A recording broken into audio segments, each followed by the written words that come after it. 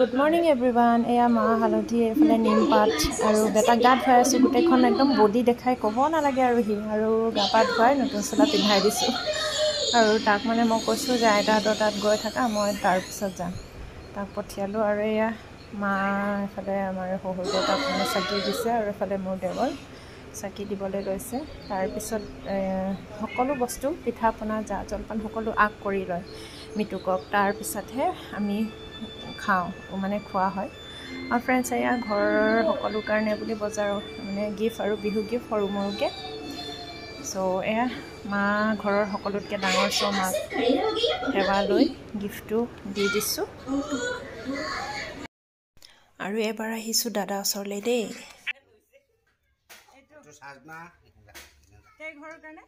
চাৰি ঘৰৰ কাৰণে 5 ঘৰৰ কাৰণে দাদা আমাৰ ভাগৰো আছে ইয়াতে 108টা সবজি আছে ইয়াত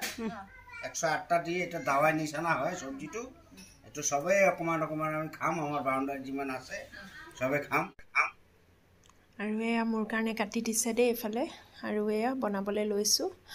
আৰু যেহেতু আজি গৰু বিহু দিনটোত মানে 100টা শাক খাব লাগে বুলি কোৱা হয় দৰৱ নিচিনাকৈ খাব লাগে বুলি কয় কিন্তু ক'তনো 100টা শাক হ'ব 100টা শাকটো পোৱা নাই হ'লেও যিমান আছে মানে বনাইছোঁ আৰু এয়াকৈ আৰু গৰু বিহু দিনাখন ঘৰত যিহেতু গৰু নাই সেইকাৰণে আমি নিজেই মানে মাহ হালধি দি গা পা ধুই আৰু তেনেকৈ আজি দিনটো বিহু পালন কৰিলোঁ আৰু এয়া খাবলৈ লৈছোঁ মই এইফালে গাহৰি মাংস আছে আৰু এইফালে মই বনোৱা চব্জি আৰু এয়া ভাত চাত খাই উঠি পিঠা বনাবলৈ আৰু অকণমান থাকি গৈছিলে কালি সেইকাৰণে এয়া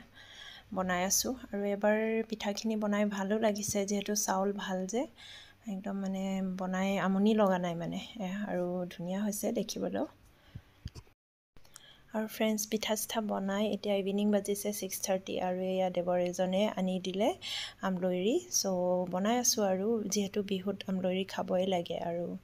এয়া বনাই আছোঁ আৰু মোৰতো একদম ফেভাৰাইট বস্তু হয় আৰু কোনে কোনে ভাল পায়